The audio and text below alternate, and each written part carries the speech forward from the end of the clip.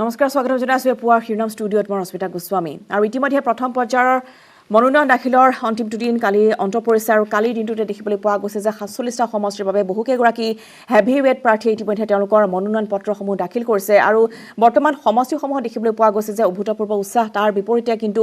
বৰ্তমান সমষ্টিয়ে প্ৰাৰ্থীৰ কেন্দ্ৰীয় সংঘাতো পৰিলক্ষিত হোৱা দেখিবলৈ পোৱা গৈছে গতিকে এই সকলো বিষয় সামৰি আজি আমি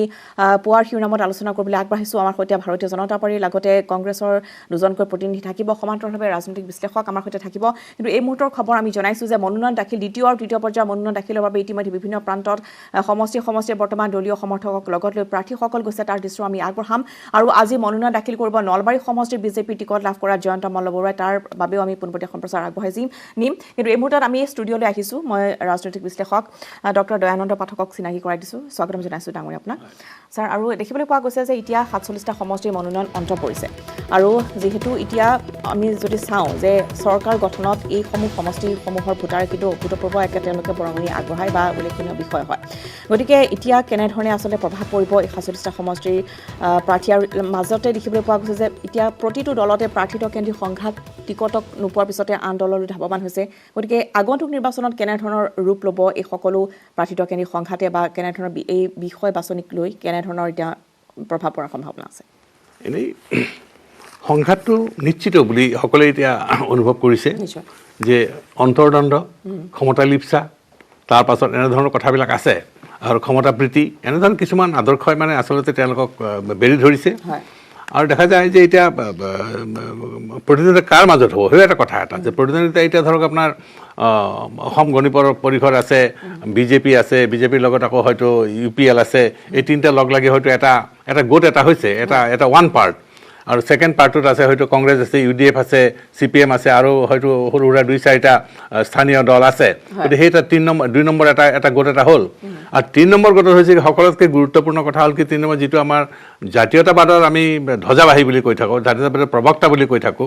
যে আপোনাৰ অসম গণ পৰিষদ এতিয়া অসম গণ পৰিষদৰ মাজতো এতিয়াতো এটা বিবাদ আৰম্ভ হৈ গৈছে এতিয়া আপোনাৰ টিকট কেন্দ্ৰিক যিটো এটা বিতৰ্ক এইটো হৈছে আৰু মই ভাবোঁ এইটো এটা সংঘাতটো কিন্তু অতি তীব্ৰতৰ হৈ আছে নলবাৰীত দেখিবলৈ পোৱা গৈছে দেখিবলৈ পোৱা গৈছে আপোনাৰ গুৱাহাটীত দেখিবলৈ গৈছে বিভিন্ন ঠাইত তেজপুৰত দেখাবলৈ পোৱা গৈছে আপোনাৰ ব্ৰহ্মপুৰত দেখাবলৈ পোৱা গৈছে এই কথাবিলাক আছে তাৰ মাজত আকৌ আৰু এটা চতুৰ্থ এটা গোট এটা আছে আকৌ ধৰক আপোনাৰ এতিয়া আপোনাৰ ৰাইজৰ দল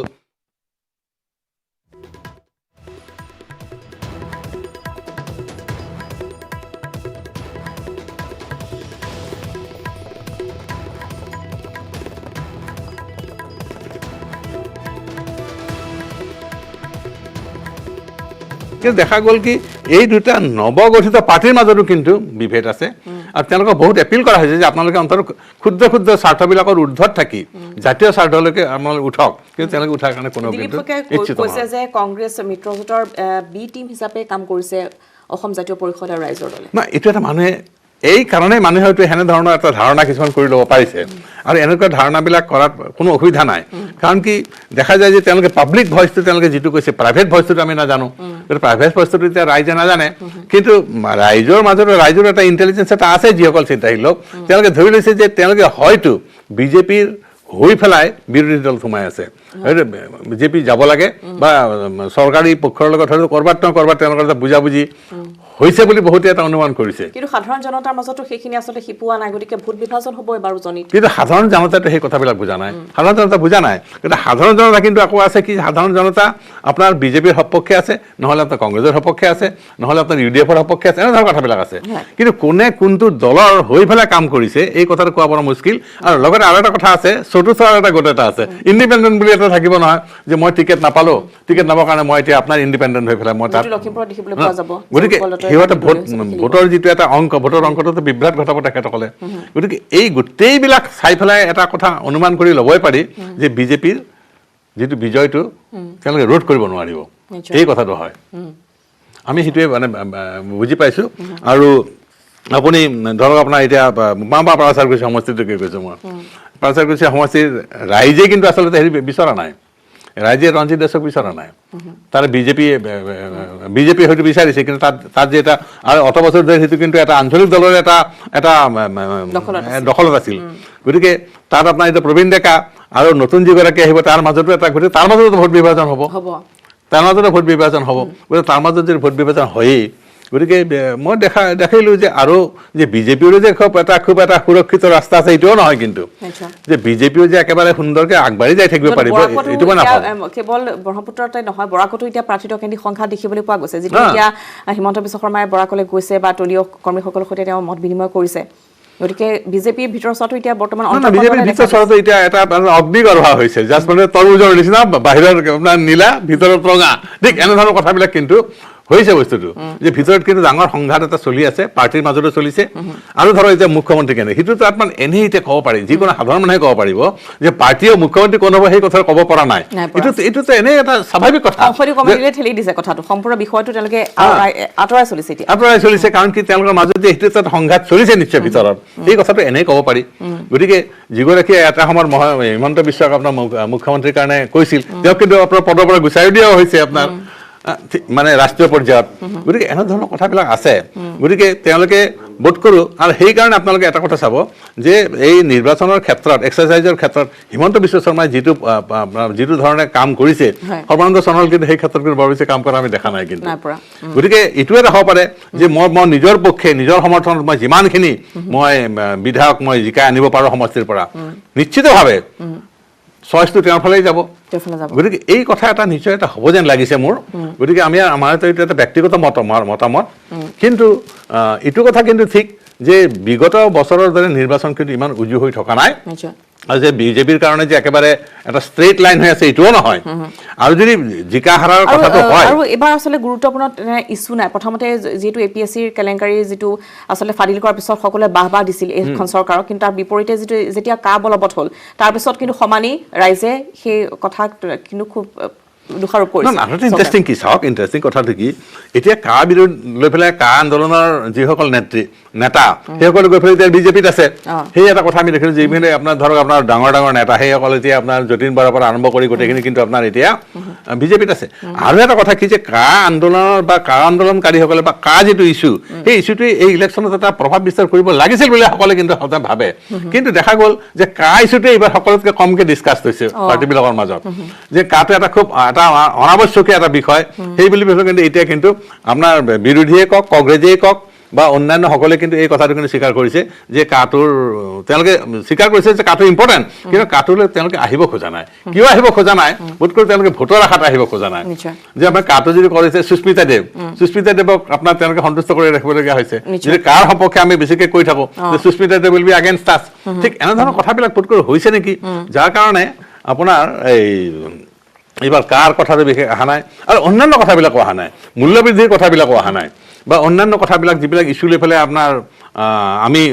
ইমান বছৰ এই 5টা বছৰ আমি আন্দোলন কৰিলোঁ সেই কথাবিলাকো কিন্তু কোনোটো দলেই কিন্তু তাক প্ৰজেক্ট কৰা নাই আনকি জাতীয় দল যিটো জাতীয় দল বুলি কৈছে আপোনাৰ ৰাষ্ট্ৰীয় আমাৰ আঞ্চলিক দল সেই আঞ্চলিক দলকেইটাও কিন্তু এই কথাত কিন্তু বৰ সৰব হোৱা যেন দেখা যোৱা নাই এতিয়া ৰাইজৰ দলত কি কৰিব তাৰ পাছত আপোনাৰ আৰু তাতকৈ ইণ্টাৰেষ্টিং কথা কি যে একোটা সমষ্টিত ৰাইজৰ দলৰ প্ৰাৰ্থীও আছে আৰু ইফালে আপোনাৰ জাতীয় পৰিষদৰ কি আপোনাৰ ঘোষণা কৰিছিল তেতিয়া কিন্তু পৃথকে সকলোৱে ভাবিছিল যে একেলগে দিব বা বৈঠকো বহিছিল জিএমচিত গৈ পেলাই অখিল আৰু লুৰিনৰ আৰু সকলোৱে আশা কৰিছিল যে তেওঁলোকে একেলগে প্ৰাৰ্থিত্ব দিব কিন্তু এতিয়া সমষ্টিতে দেখিবলৈ পোৱা গৈছে যে বিভিন্ন সমষ্টিত দুটাকৈ দলে বেলেগ বেলেগ প্ৰাৰ্থী দিছে গতিকে তাতো ভোট বিভাজন হ'ব এইবাৰ ডেফিনেটলি ভোট বিভাজন খুব ভালকে হ'ব কাৰণ কি তেওঁলোকে এইটো কৰিব পাৰিলেহেঁতেন যে ঠিক আছে আমাৰ আদৰ্শগত আমাৰ পাৰ্থক্য আছে বা নীতিগত পাৰ্থক্য আছে কিন্তু বন্ধুত্বপূৰ্ণ নিৰ্বাচনত আমি অৱতীৰ্ণ হোৱাৰ এটা সুবিধা এটা আছিলে য'ত নেকি জাতীয় পৰিষদ আছে তাত আমি ৰাইজৰ দলে আমি কোনো কেণ্ডিডেট নিদিওঁ এই কথাটো কৰিব পাৰিলেহেঁতেন বা জাতীয় পৰিষদে য'ত আপোনাৰ ৰাজ্যৰ দলে য'ত কেণ্ডিডেট দিব তাত আপোনাৰ জাতীয় পৰিষদে কেণ্ডিডেট নিদিওঁ ঠিক এনেধৰণে তেওঁলোকে এডজাষ্টমেণ্ট এইটো তেওঁলোকে কৰিব পাৰিলেহেঁতেন কিন্তু এই কথাটো কৰা নাই আৰু অন্যান্য ক্ষেত্ৰতো হৈছে কি যে এতিয়া কংগ্ৰেছ আৰু AIDFৰ মাজতে বন্ধুত্বপূৰ্ণ ইলেকশ্যন এই কথাটো আমি কিন্তু বুজি পোৱা নাই বন্ধুত্বপূৰ্ণ নিৰ্বাচন এই কথাটো কিন্তু আমি আজিলৈকে বুজি নাপালোঁ তাৰ তাৎপৰ্যটো কি বন্ধুত্বপূৰ্ণ আপোনাৰ প্ৰথমতে আচলতে এই মিত্ৰতা হোৱাত যথেষ্ট উজনি অসমত বিশেষকৈ কংগ্ৰেছৰ যিসকল প্ৰাৰ্থী আছিল ক্ষমা কৰিব যিসকল আচলতে তৃণমূল পৰ্যায়ৰ কৰ্মী তেওঁলোকে যথেষ্ট ক্ষোভ ব্যক্ত কৰিছে বহুতে দলো এৰি গৈছিল এইবাবে গতিকে বন্ধুত্বপূৰ্ণ ইলেকশ্যনত মানে কি ধৰণৰ কথাটো হ'ব আৰু বন্ধুত্বপূৰ্ণ ইলেকশ্যন ধৰক আপোনাৰ এতিয়া AIDF আৰু কংগ্ৰেছৰ মাজত হ'ল তেতিয়াহ'লে কংগ্ৰেছৰ এটা ভোটৰ এটা অংশ লৈ গুচি যাব, AIUDF এটা অংশ গুচি লৈ বিজেপিৰ মাজেৰে সৰকি যাব। এই কথাটো এনে এটা চিধা চিধি এটা যিকোনো সাধাৰণ বুদ্ধি সম্পন্ন ব্যক্তিয়ে কথাখিনি কৈ দিব যে ৰিজাল্টটো কেনেধৰণৰ হ'ব। আৰু য'ত নেকি আপোনাৰ অপজিশ্যন ইজ ডিভাইডেড, আমি দেখিছোঁ যে opposition is divided, ruling party is United, তেতিয়া ৰিজাল্টটো কোনফালে হ'ব? এইটো সাধাৰণ যিকোনো লজিক এপ্লাই কৰিলেতো হৈ গ'ল কথাটো, যে আমাৰ অপজিশ্যন ইজ ডিভাইডেড নহয়, চাব ডিভাইডেড হৈছে বহুত ক্ষেত্ৰত আকৌ। গতিকে আপোনাৰ ruling party is united in a better way. বিজেপিত এতিয়া 28 গৰাকী বিধায়ক আছে, গতিকে তাতো ইচ্ছা ভাগ বতৰা হ'ব। কংগ্ৰেছৰ 9 গৰাকী আছে MLA, এতিয়া AGP 8 আৰু AIUDF 2 গৰাকী, 47টা সমষ্টিৰ ভিতৰত। গতিকে ইয়াত এতিয়া অংক কাৰ বাঢ়িব, আসন কাৰ কমিব, তাতো চিন্তা চৰ্চা চলি আছে। মই লাইভলৈ যাম, আমাৰ সৈতে আচলতে নগাঁৱৰ পৰা নীলোৎপল থাকিব, কিন্তু কোন আছে এই মুহূৰ্তত মই জানিবলৈ চেষ্টা কৰিম। আৰু দেখিবলৈ পোৱা গৈছে যে আজি বিশাল ৰেলী হ'ব। আজি নলবাৰীত জয়ন্ত মল্ল বৰুৱাই মনোনয়ন দাখিল কৰিবলৈ যাব, নলবাৰী সমষ্টিৰ বাবে টিকট লাভ কৰিছে। আৰু ইতিমধ্যে দেখিবলৈ পোৱা গৈছে যে টিকট নলবাৰীত জয়ন্ত মল্লক দিয়াৰ পিছতো কিছু আচলতে তাতেও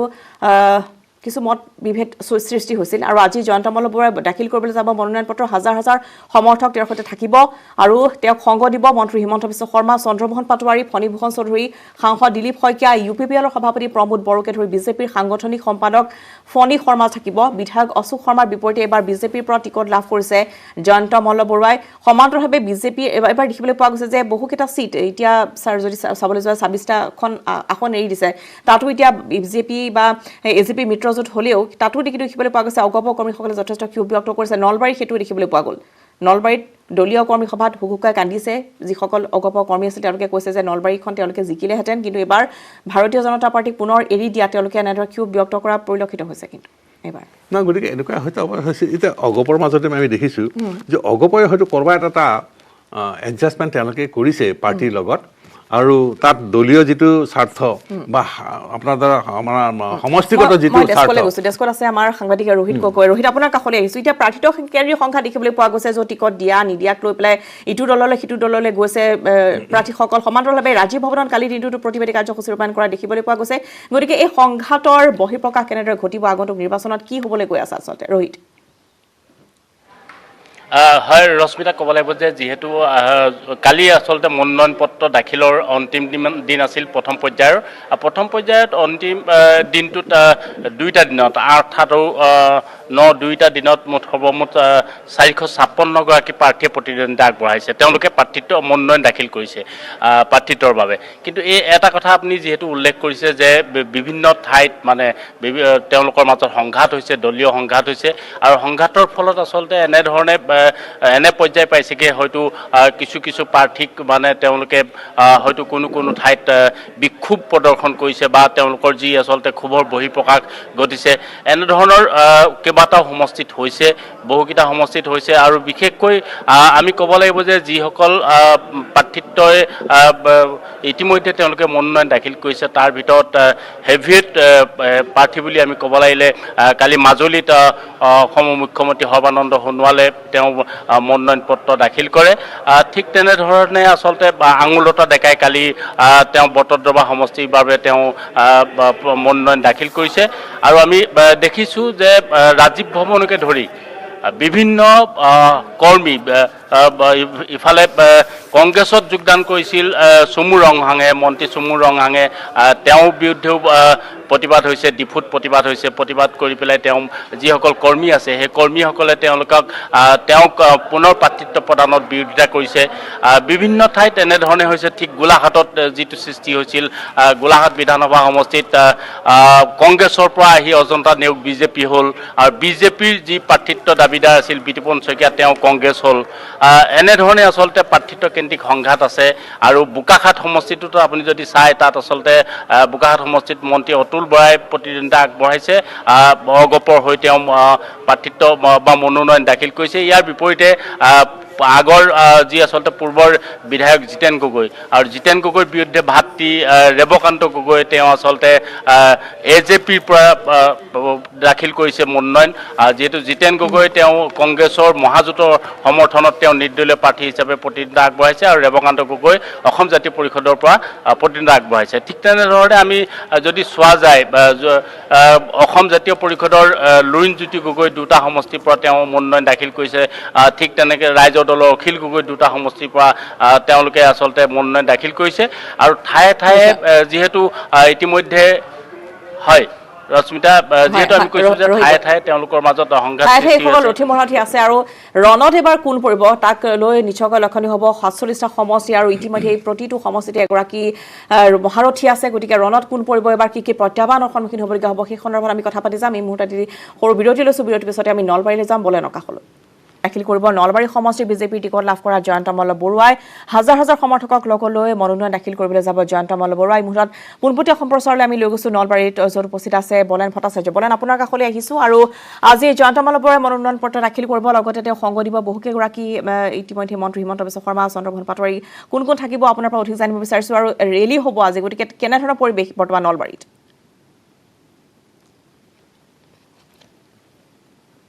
চাওক এই মুহূৰ্তলৈকে ভাৰতীয় জনতা পাৰ্টিৰ ৭০জনীয়া তালিকা প্ৰকাশ কৰিছে তাৰে ভিতৰত ১১টা সমষ্টি বিশেষকৈ চৰ্চাত থকা সমষ্টি আছিলে আৰু অন্যতম আছিলে নলবাৰী বিশেষকৈ বৰ্তমানৰ বিধায়কগৰাকীৰ স্থানত নতুন এগৰাকী প্ৰাৰ্থী দিয়া হৈছে যিগৰাকী প্ৰাৰ্থী নলবাৰীত পূৰ্বতেই তেখেতে প্ৰতিদ্বন্দ্বিতা আগবঢ়াইছিলে আৰু কংগ্ৰেছৰ পৰা জয়লাভ কৰিছিলে সেয়া হৈছে জয়ন্ত মল্ল বৰুৱা ২০১১ চনত তেখেতে জয়লাভ কৰিছিলে আৰু তাৰপিছত ২০২১ত পুনৰ বিধানসভা নিৰ্বাচনলৈ তেখেতে প্ৰাৰ্থী হৈ জয়ী হোৱাৰ